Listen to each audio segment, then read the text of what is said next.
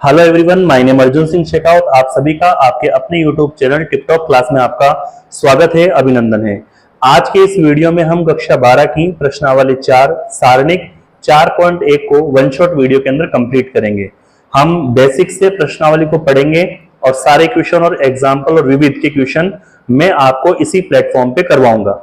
अगर आप हमारे चैनल पर नए हैं तो चैनल को लाइक शेयर सब्सक्राइब जरूर कर देना और घंटी के बेल को जरूर प्रेस कर ले, जिससे आगे आने वाले वीडियो के नोटिफिकेशन आपके पास सबसे पहले पहुंचे। चलिए 4.1 के सबसे पहले बेसिक से स्टार्ट करते हैं कि सारणिक में हमें कौन कौन सी चीजें ध्यान में रखनी है, जिससे कि हम प्रश्नावली 4 के जब क्वेश्चन सॉल्व करें तो हमें कोई दिक्कत नहीं आए। सबसे पहले अपन बेसिक पढ़ते हैं, उसके बाद अपन क्वेश्चन सॉल्व करते हैं। Base is best otherwise waste, basic जरूर पढ़ना में, ठीक है।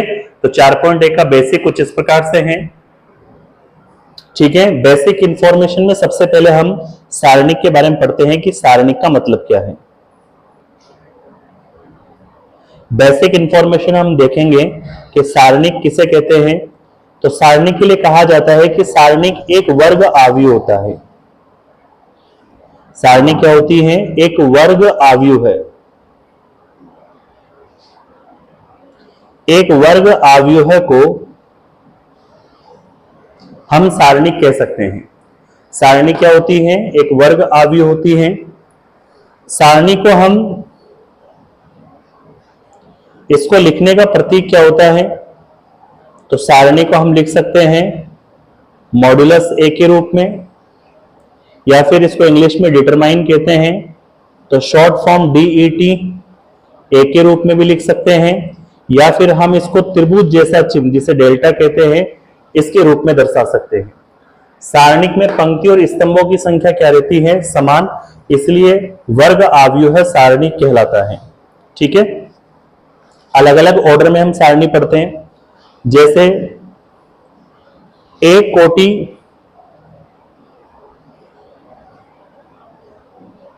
में सारणी कैसे होगी?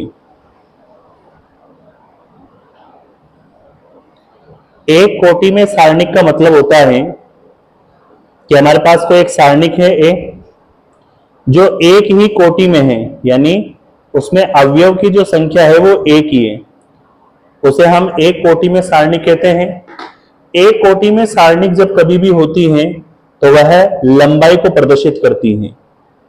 किसको प्रदर्शित करती हैं? लंबाई को प्रदर्शित करती हैं।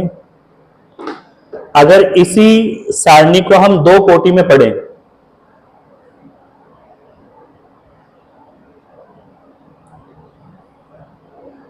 दो कोटि में सारणिक पढ़ें, तो दो कोटि में सारणिक हम कैसे पढ़ेंगे? पंक्तियों की संख्या और स्तंभों की संख्या दो रहेगी, A11, A12, A21 और A22, ठीक है। दो पंक्ति और दो क्या है? स्तंभ। दो पंक्ति और दो स्तंभ अगर जिसमें हो तो वह दो कोटि की सारणी कहलाती है। और दो कोटि की जो सारणी होती है वह किसको निरूपित करती है? क्षेत्रफल को।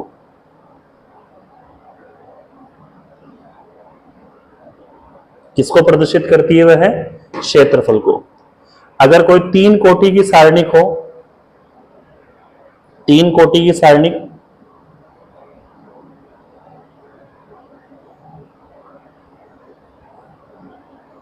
तीन कोटि की सारणिक मतलब तीन पंक्ति और तीन स्तंभ हो,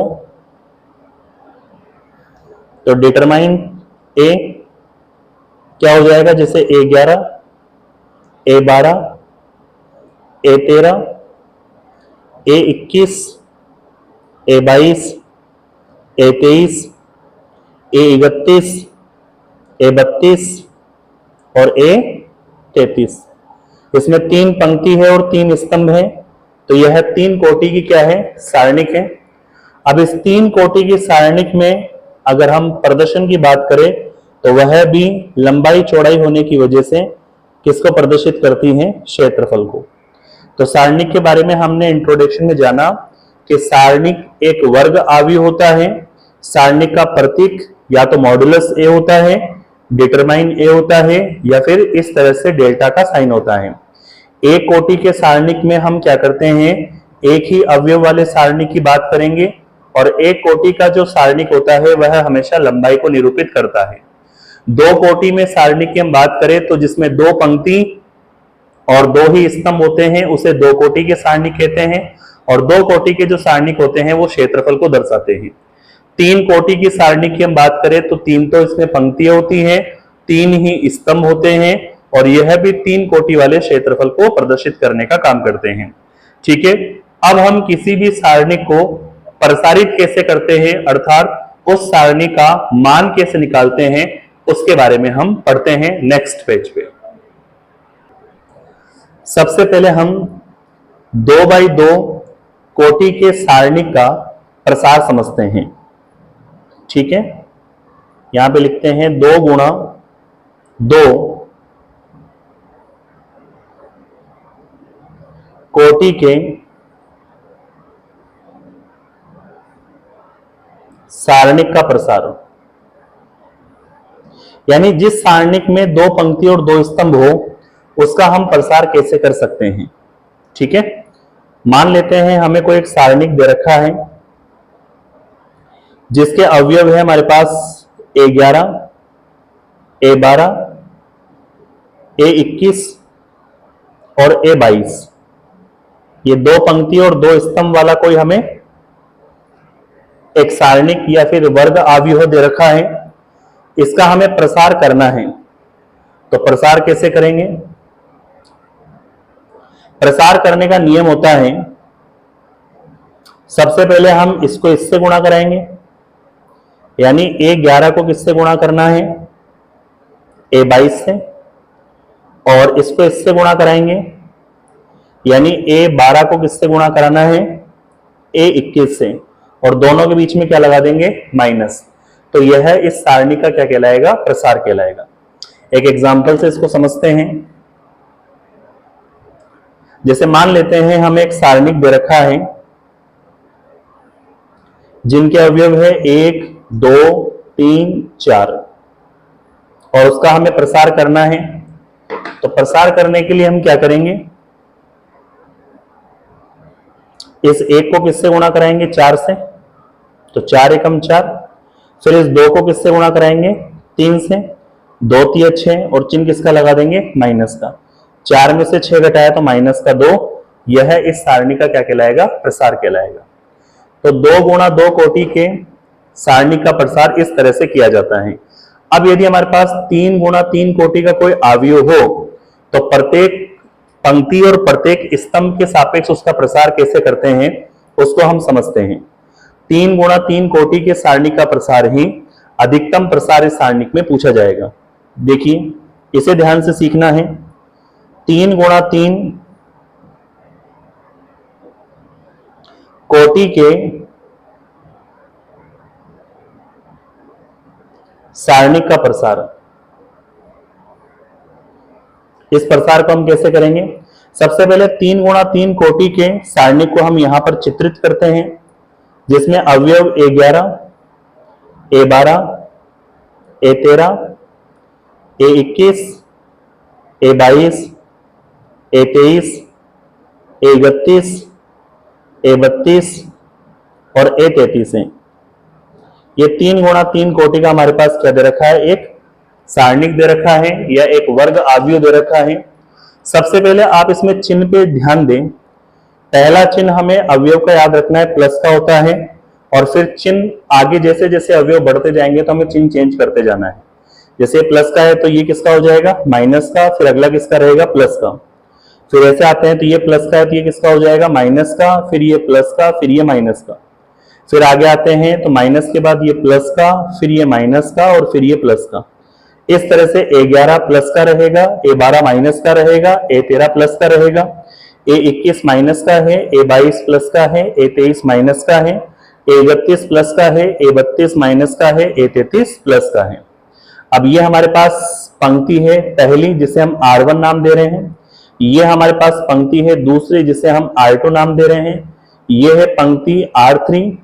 ये हमारे पास पहला कॉलम C1, ये हमारे पास दूसरा कॉलम C2, ये हमारे पास तीसरा कॉलम C3। एक सारणिक को हम 6 तरीके से प्रसार कर सकते हैं या 6 तरीके से उस सारणिक का मान निकाल सकते हैं। हम R1 के सापेक्ष भी निकाल सकते हैं, R2 के सापेक्ष भी निकाल सकते हैं, R3 के सापेक्ष भी निकाल सकते हैं। तो 3 पंक्ति है तो 3 प्रकार तो ये हो गए। ऐसे ही हम C1 के सापेक्ष, C2 के सापेक्ष और C3 के सापेक्ष भी ज्ञात कर सकते हैं। तो ऐसे हमारे पास 3 कॉलम है तो 3 कॉलम के सापेक्ष भी हम सारणी का प्रसार कर सकते हैं।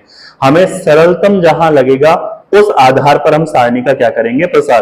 तो मैं बेसिक में 6 प्रकार से एक सारणी को किस तरह से प्रसारित किया जाता है या उसका मान कैसे निकाला जाता है उसको समझा रहा हूं। फिर हम जब क्वेश्चन करेंगे तो जो हमें सरलतम लगेगा वहां से हम उसका प्रसार कर लेंगे।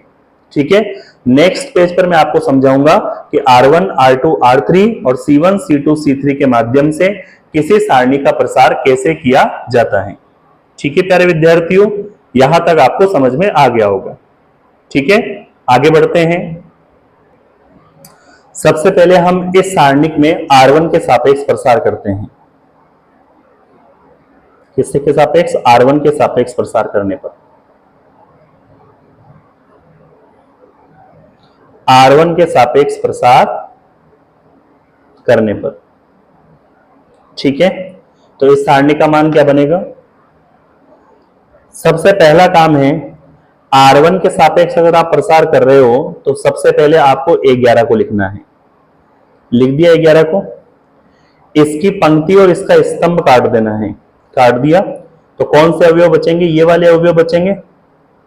कौन कौन से अवयव बच रहे हैं उनको आप 2x2 का एक सारणिक बनाओ। A22, A23, A32 और A33। क्लियर है यहां पे। ये ध्यान रहे ये प्लस का है तो प्लस लेकर चल रहे हैं आगे। उसके बाद हम R1 पंक्ति का दूसरा अवयव जो किसके लिए आएगा, माइनस के लिए, तो क्या हो जाएगा माइनस का A12 और फिर इसकी पंक्ति और स्तंभ हटा दो। ये पंक्ति हटा दिया और इसका स्तंभ हटा दिया तो फिर 2x2 में कौन से अवयव बचेंगे, ये वाले अवयव बचेंगे। इनको उतारते हैं, A21, A31, A23 और A33। ठीक है यहां तक। फिर तीसरे नंबर का जो अवयव दे रखा है वो A13 है और ये चिन्ह किसके लिए आएगा, प्लस के लिए, तो ये प्लस के लिए आ जाएगा। यहां पे A13, इसकी पंक्ति और इसका स्तंभ हटाते हैं तो यही अवयव बचेंगे। इनको हम इस प्रकार के सारणिक में लिखते हैं A22, A21, A22, A31 और A32। ठीक है, आगे हमें कैसे कैलकुलेट करना है इनको। सारणिक जैसे ये A11 है तो अब हमें क्या करना है, इस A22 को तो A33 से गुणा कराना है। तो A22 को हमने किससे गुणा करा दिया, A33 से। माइनस का चिन्ह लगाना है। A23 को हमें A32 से गुणा कराना है तो A23 को हमें A32 से गुणा कराना है। फिर माइनस का A12 दे रखा है। A21 को हमें A33 से गुणा कराना है तो A21 को हमने A33 से गुणा करा दिया। माइनस लगाना है और फिर A23 को A31 से गुणा कराना है। फिर प्लस का क्या दे रखा है, A13। A21 को A32 से गुणा कराना है तो A21 को A32 से गुणा करा दिया। माइनस A22 को A31 से गुणा करना है तो A22 को A31 से गुणा करा दिया। इस तरह से हम R1 के सापेक्ष क्या कर सकते हैं, प्रसार। इसी तरह हम R2 के सापेक्ष भी प्रसार कर सकते हैं, R3 के सापेक्ष भी प्रसार कर सकते हैं। अब मैं आपको R2 के सापेक्ष डायरेक्ट प्रसार करके बता रहा हूं, थोड़ा सा ध्यान से देखना। मान लेते हैं हमें ये डिटरमाइन दे रखा है, एक सारणिक दे रखी है A11, A12, A13, A21, A22, A23, A31, A32 और A33। हमें R2 के सापेक्ष प्रसार करना है दूसरी पंक्ति के सापेक्ष। तो यहां पे लिखते हैं R2 के सापेक्ष प्रसार करने पर किसके सापेक्ष प्रसार कर रहे हैं? दूसरी पंक्ति यानी R2 के सापेक्ष प्रसार कर रहे हैं। अब R2 के सापेक्ष प्रसार कैसे करेंगे?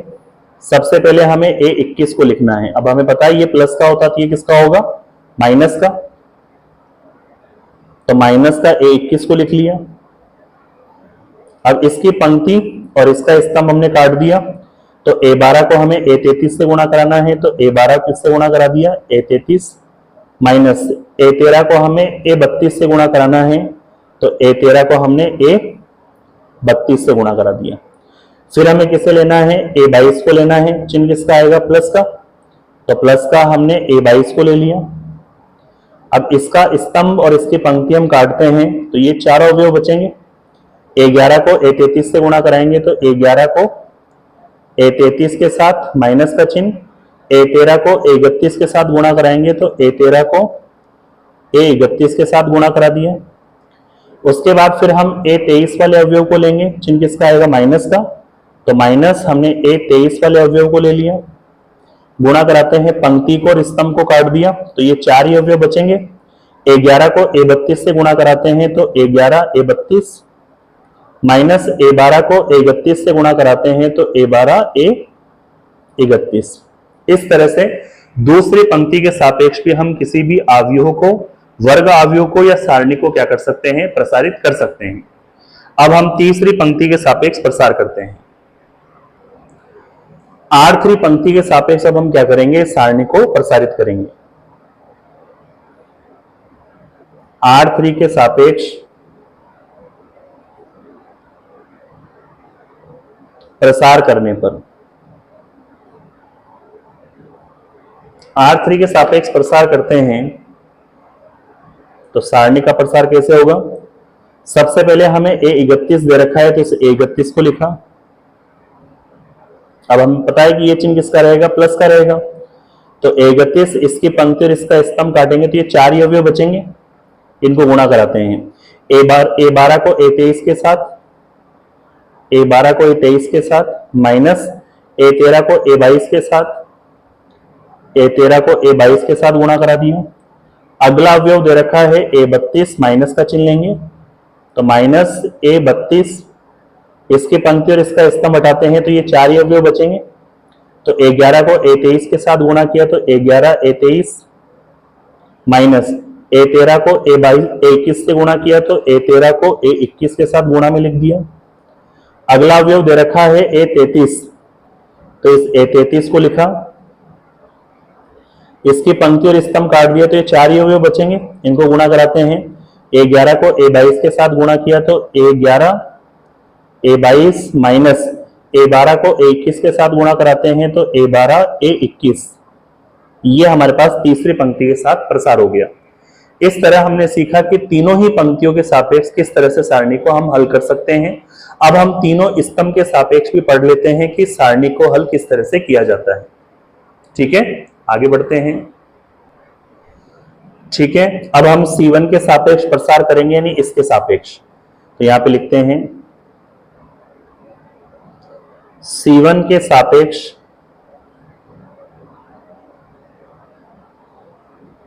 सारणी का प्रसार करने पर, सारणी का प्रसार करने पर सबसे पहले हम किसको लिखते हैं? A11 को।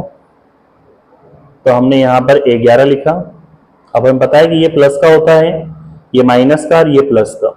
ठीक है, अब A11 के सापेक्ष हमें देखो, इसका स्तंभ और इसकी पंक्ति हटानी है, तो क्या बचेंगे? ये चार अवयव, इनको परस्पर गुणा कराना है। A22 को A33 के साथ गुणा कराते हैं, तो A22 A33 माइनस का चिन्ह, A23 को A32 के साथ गुणा कराना है, तो A23 को A32 के साथ गुणा करा दिया। उसके बाद A21 चिन्ह किसका आएगा? माइनस का। तो माइनस A21 को गुणा कराएंगे, इसके पंक्ति और स्तंभ हटा देते हैं, तो ये चार ही अवयव बचेंगे। A12 को A33 के साथ गुणा कराते हैं, तो A12 A33 माइनस A13 को A32 के साथ गुणा कराते हैं, तो A13 A32। उसके बाद फिर हम तीसरे अवयव यानी प्लस का लेंगे A31 के लिए, तो A31 को कैलकुलेट करते हैं। पंक्ति और स्तंभ हटा दिया, तो ये चार ही अवयव बचेंगे। कौन कौन से हैं? A12 को A23 के साथ गुणा कराते हैं तो A12 A23 हो गया, माइनस A13 को A22 के साथ गुणा कराते हैं तो A13 को A22 के साथ गुणा करा दिया। ये हमने C1 के सापेक्ष सारणी का प्रसार कर दिया। अब हम सीखेंगे C2 के सापेक्ष कैसे प्रसार कर सकते हैं।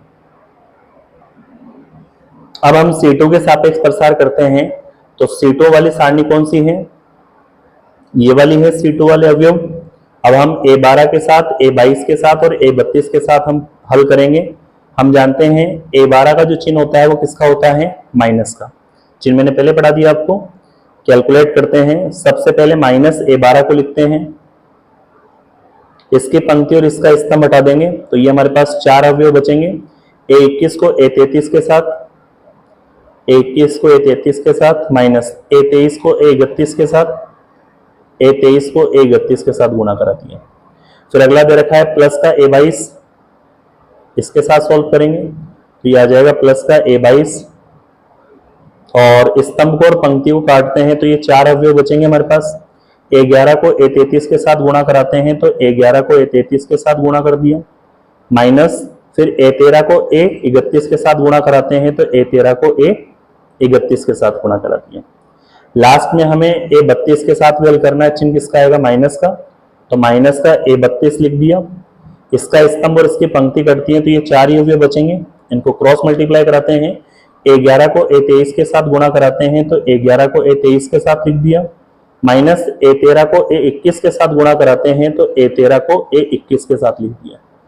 इस तरह से हमने C2 के सापेक्ष प्रसार किया। अब लास्ट और बचा है C3 के सापेक्ष हम किस तरह से प्रसार करेंगे। ठीक है, यहां तक क्लियर हो गया होगा। अब इस वाले सारणिक में हम C3 यानी तीसरे वाले कॉलम के सापेक्ष इसका प्रसार या इसका मान कैसे ज्ञात किया जाता है उसको सीखते हैं। तो इसका सूत्र क्या बनेगा, C3 के सापेक्ष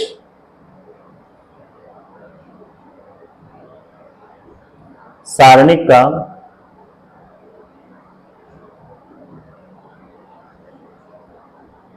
प्रसार करने पर, तो ये प्लस है, ये माइनस है और ये प्लस के लिए हल होगा। तो A13 से स्टार्ट करते हैं।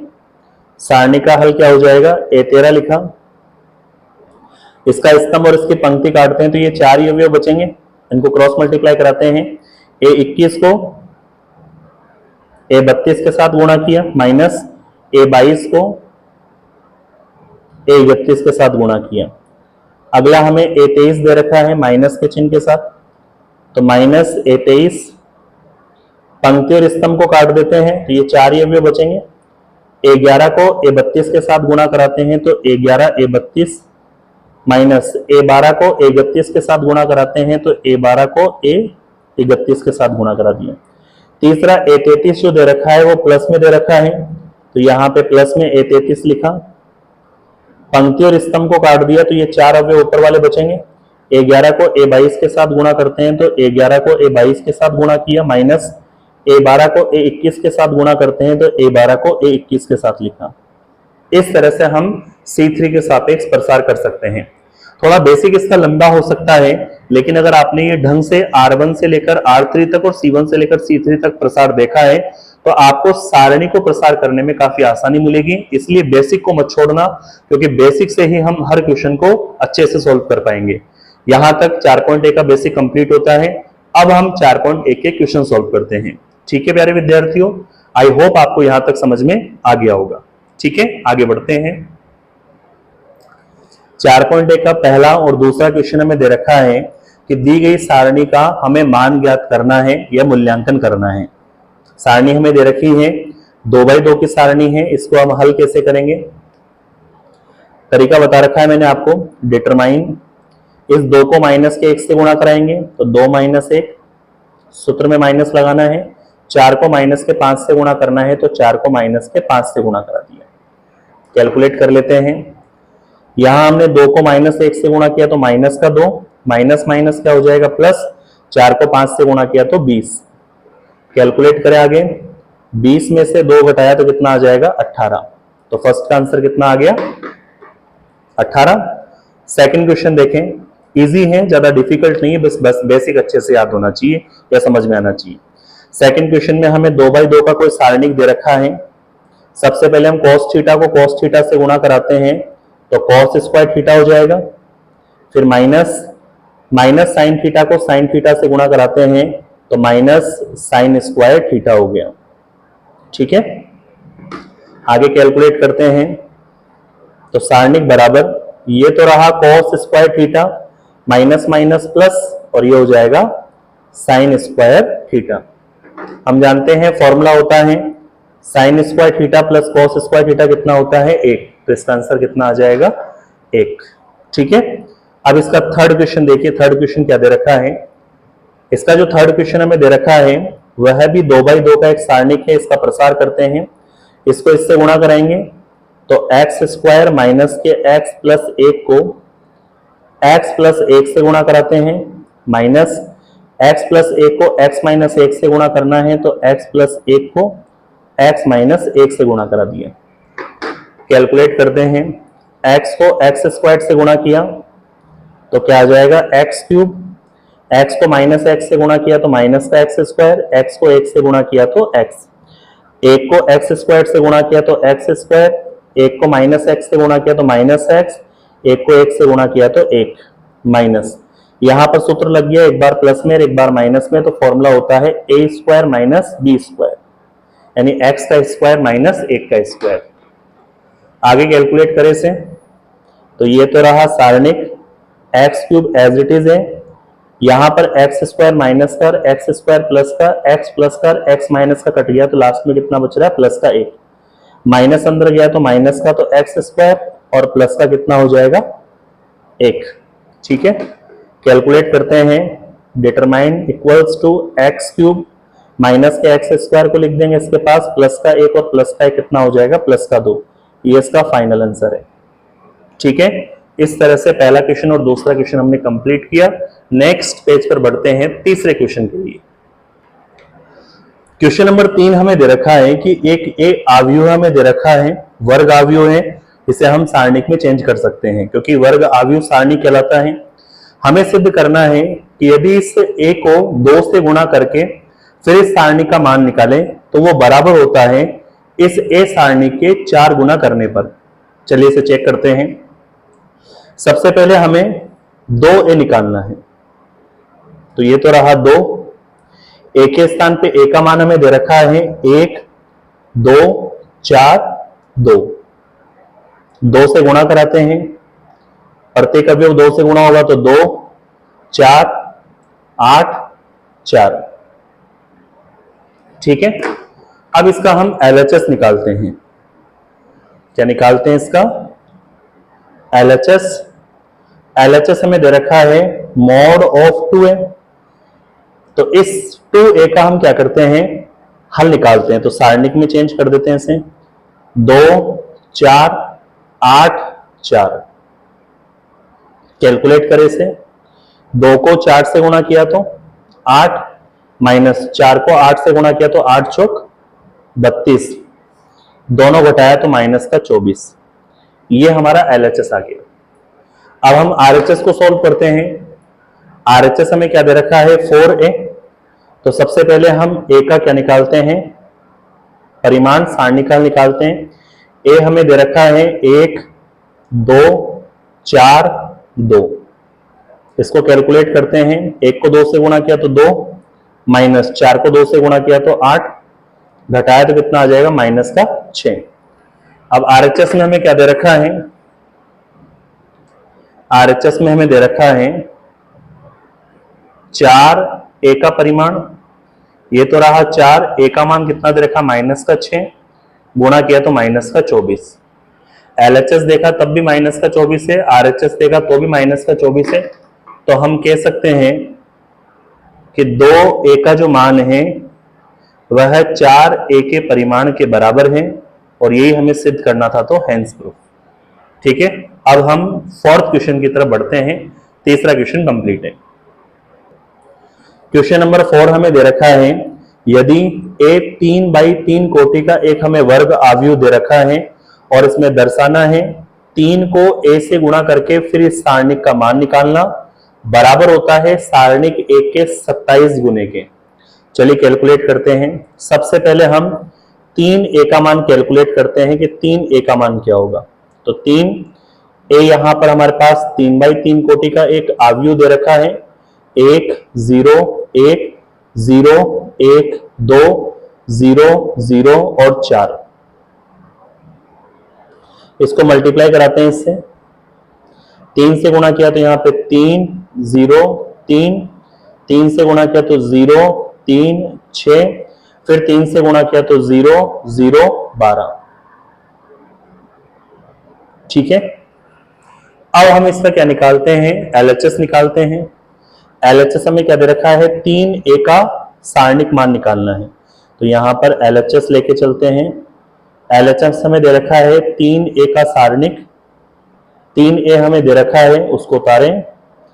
3 0 3 0 3 6 0 0 12।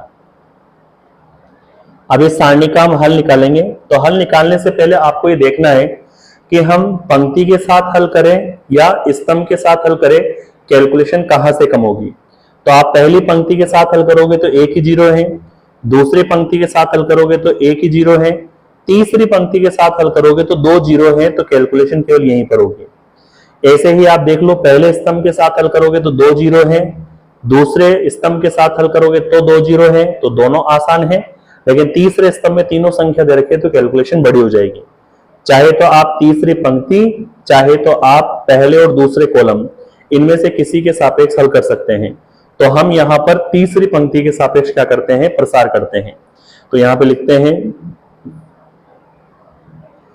R3 के सापेक्ष प्रसार करने पर,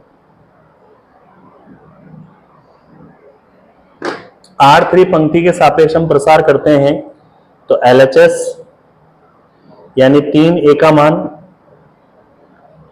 पहला 0 हो जाएगा प्लस के लिए, दूसरा भी 0 हो जाएगा माइनस के लिए, तीसरा हम 12 के लिए कैलकुलेट कर लेते हैं। तो इसकी पंक्ति और इसका स्तंभ हटा देंगे। 3 को 3 से गुणा किया तो 3 3 9, और 0 को 0 से गुणा किया तो 0।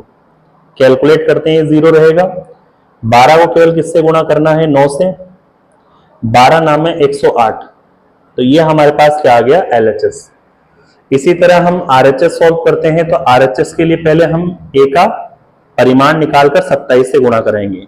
तो ए सारणी हमें क्या दे रखी है, ए हमें दे रखी है, इसका परिमाण हमें निकालना है।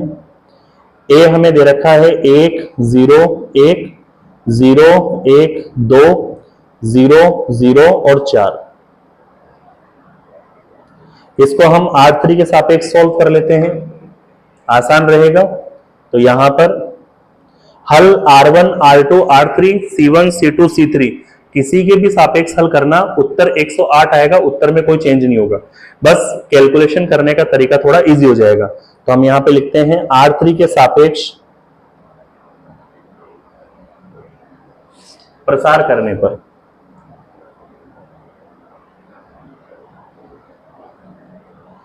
R3 के सापेक्ष प्रसार करने पर, R3 के सापेक्ष हम प्रसार करते हैं तो सारणिक ए का मान क्या आ जाएगा, ये 0 रहेगा, माइनस में ये 0 रहेगा, फिर प्लस में केवल 4 के लिए कैलकुलेट करना है।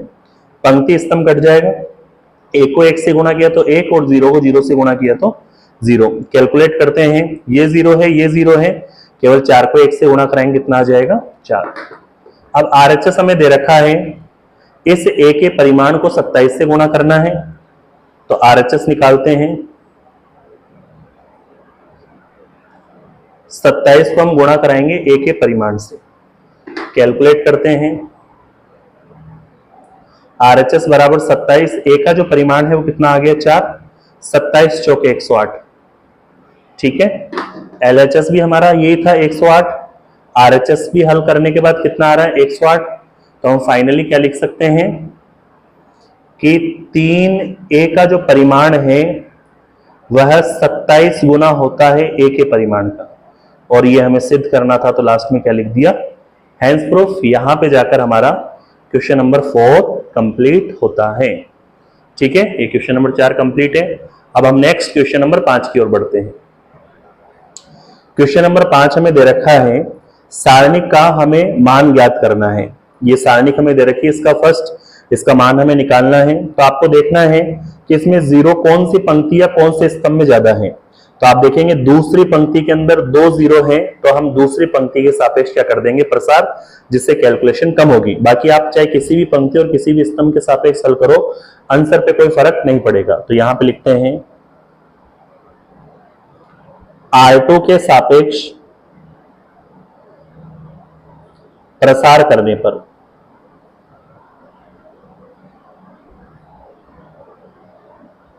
R2 के सापेक्ष हम प्रसार करते हैं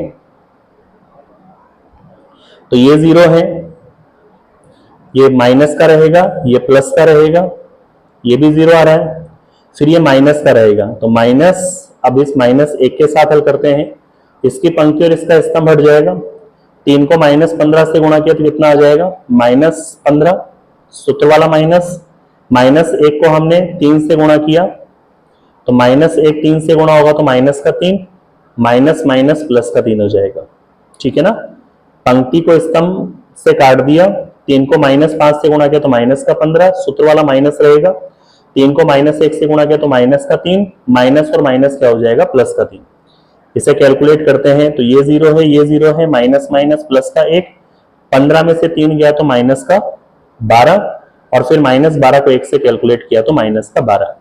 तो इस सारणी का जो हल होगा वो कितना हो जाएगा, माइनस का 12। ठीक है, अब हम अगले इसके सेकंड क्वेश्चन की तरफ बढ़ते हैं।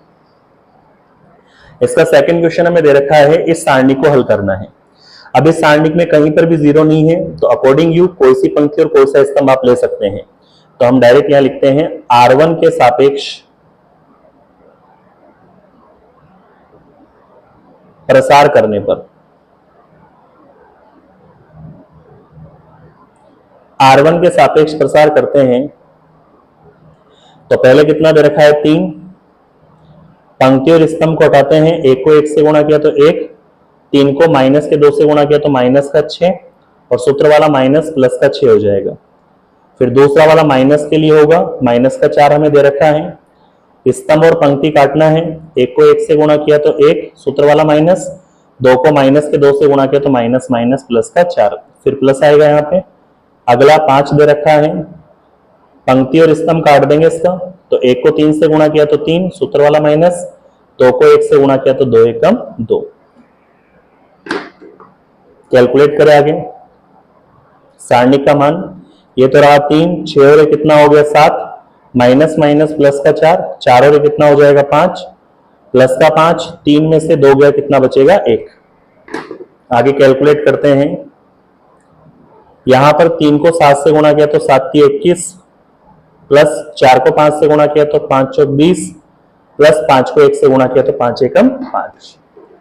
फाइनल कैलकुलेट करते हैं तो कितना हो गया यहाँ पे, 5 और 1 6, और 2 और 2 4, इसका आंसर कितना आ जाएगा, 46।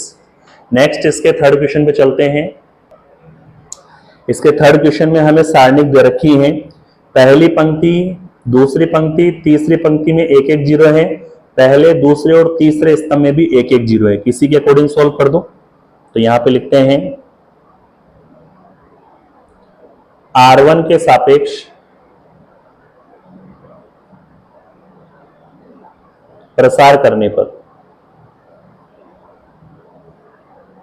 R1 के सापेक्ष प्रसार करते हैं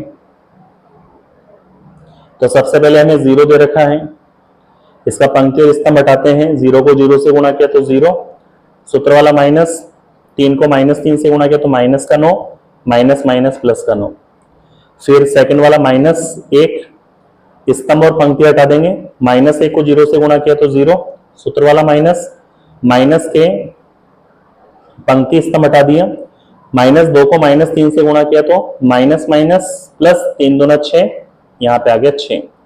तीसरे नंबर पे हमें दे रखा है 2, इसका स्तंभ और पंक्ति हटा देते हैं, -1 को 3 से गुणा किया तो माइनस का 3, -2 को 0 से गुणा किया तो 0। आगे कैलकुलेट करते हैं, डिटरमाइन, ये तो 0 हो जाएगा, इसलिए हम डायरेक्ट, पहला अवयव 0 है तो पूरा 0 होना है, तो इसको डायरेक्ट हम पिछले वाले क्वेश्चन में 0 लिख दिए थे। माइनस का 1 घटाया तो माइनस का 6, ये रहा 2, यहां पर घटाया तो माइनस का 3। कैलकुलेट करो, ये तो 0 हो जाएगा। माइनस माइनस प्लस 6 कम 6 प्लस माइनस माइनस 2 तिया 6, 6 में से 6 गया तो कितना आ जाएगा इसका आंसर 0। ठीक है, तीसरा क्वेश्चन कंप्लीट हुआ। अब हम चौथे क्वेश्चन की तरफ बढ़ते हैं। इसका 4th नंबर जो क्वेश्चन दे रखा है उसमें हमें एक 3x3 का सारणिक डिटरमिनेंट दे रखा है और उसमें हमें सारणिक का क्या निकालना है, मान। तो 0 किधर है, या तो पहली पंक्ति के, या तो दूसरी पंक्ति में है, या फिर तीसरी पंक्ति में है, या फिर पहले स्तंभ में है, या फिर तीसरे स्तंभ में है। तो किसी के सापेक्ष हल कर दो। यहां पर लिखते हैं पहले स्तंभ के सापेक्ष, C1 के सापेक्ष, सबके सूत्र लिखवा रखे हम, किसके सापेक्ष कैसे सॉल्व करेंगे। C1 के सापेक्ष प्रसार करने पर, C1 के सापेक्ष हम क्या कर रहे हैं, प्रसार कर रहे हैं। C1 के सापेक्ष प्रसार करते हैं तो डिटरमाइन क्या होगा, सबसे पहले हम 2 को लिखेंगे, स्तंभ और पंक्ति काटेंगे, 2 को 0 से गुणा किया तो 0, सूत्र वाला माइनस, माइनस 5 को माइनस 1 से गुणा किया तो माइनस माइनस प्लस 5 एकम 5, ये 0 रहेगा ऑलमोस्ट, सेकंड नंबर वाला माइनस रहेगा, इसके साथ वाला पूरा 0 हो जाएगा। ठीक है, आगे देखिए, फिर हम प्लस के 3 के साथ कैलकुलेट करते हैं। स्तंभ और पंक्ति कट जाएगा इसका, माइनस 1 को माइनस 1 से गुणा किया तो प्लस का 1, सूत्र वाला माइनस, 2 को माइनस के 2 से गुणा किया तो माइनस माइनस प्लस का 4। कैलकुलेट करो इसे, डेल्टा इक्वल्स टू 2, यहां पे माइनस का 5, ये 0 हो गया, प्लस का 3, 4 और 1 कितना हो जाएगा 5।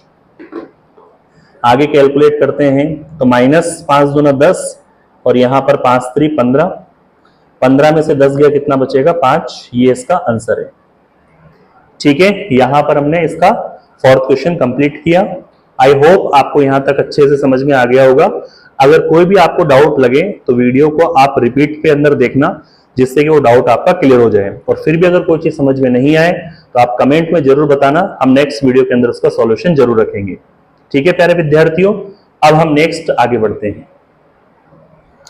क्वेश्चन नंबर 6 हमें दे रखा है, ए हमारे पास 3x3 का एक आव्यूह है और हमें इस सारणिक यानी एक वर्ग आव्यूह सारणी कहलाता है, जिसका मान हमें क्या करना है, ज्ञात करना है। ठीक है, तो सबसे पहले हम इसे सारणिक में लिख लेते हैं। यह हमें दे रखा है 1 1 माइनस का 2, 2 1 माइनस का 3, 5 4 माइनस का 9। किसके सापेक्ष प्रसार कर दो, क्योंकि 0 है ही नहीं इसके अंदर। तो यहां पे लिखते हैं R1 के सापेक्ष प्रसार करने पर पहली पंक्ति के सापेक्ष, R1 के सापेक्ष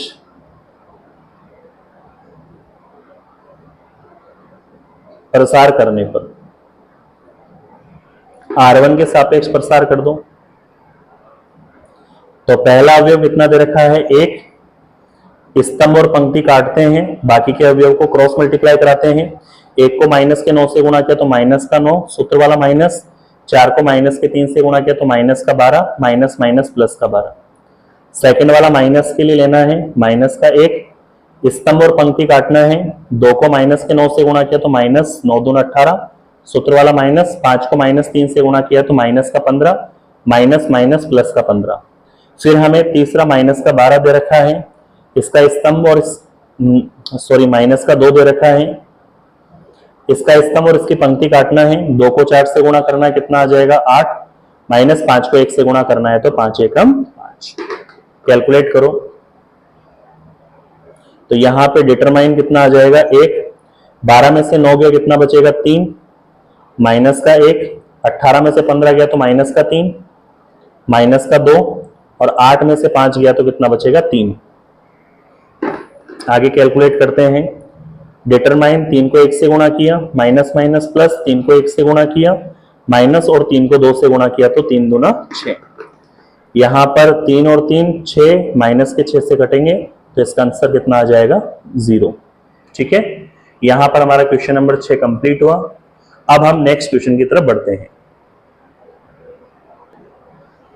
क्वेश्चन नंबर 7 हमें दे रखा है, x का मान हमें ज्ञात करना है यदि दोनों ही सारणिक इस तरह से बराबर हैं।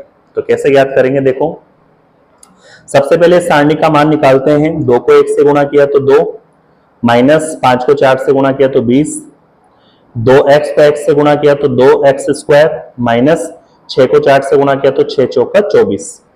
कैलकुलेट करो, 2 में से माइनस का 20 गया तो माइनस का 18, और यहां पे दे रखा है 2x स्क्वायर माइनस का 24। पक्षांतरण करो, ये तो रहा माइनस का 18, माइनस का 24 इधर आया तो प्लस का 24, बराबर में कितना बचा 2x स्क्वायर। 18 में से 24 गया तो प्लस का 6, यहां पे 2x स्क्वायर, 2 का भाग दिया तो 2 तिया 6, यहां पे x स्क्वायर। फाइनली अगर हमें x का मान निकालना है तो ये स्क्वायर इधर आएगा तो अंडर रूट और 2 चिन्ह प्लस माइनस, ये इसका फाइनल आंसर है। ठीक है प्यारे विद्यार्थियों, आगे बढ़ते हैं इसके सेकंड क्वेश्चन की तरफ। इसका सेकंड क्वेश्चन हमें दे रखा है, ये दोनों ही सारणिक आपस में बराबर हैं, x का मान हमें ज्ञात करना है। 2 को 5 से गुणा किया 2 पंजो 10, माइनस 4 को 3 से गुणा किया 4 3 12, x को 5 से गुणा किया तो 5x, माइनस 2x को 3 से गुणा किया तो 6x। कैलकुलेट करते हैं, 10 में से 12 गया तो माइनस का 2, 5x में से 6x गया तो माइनस का x, माइनस से माइनस कटा तो यहां से x का मान कितना आ जाएगा 2, यही x का मान हमें क्या करना था ज्ञात।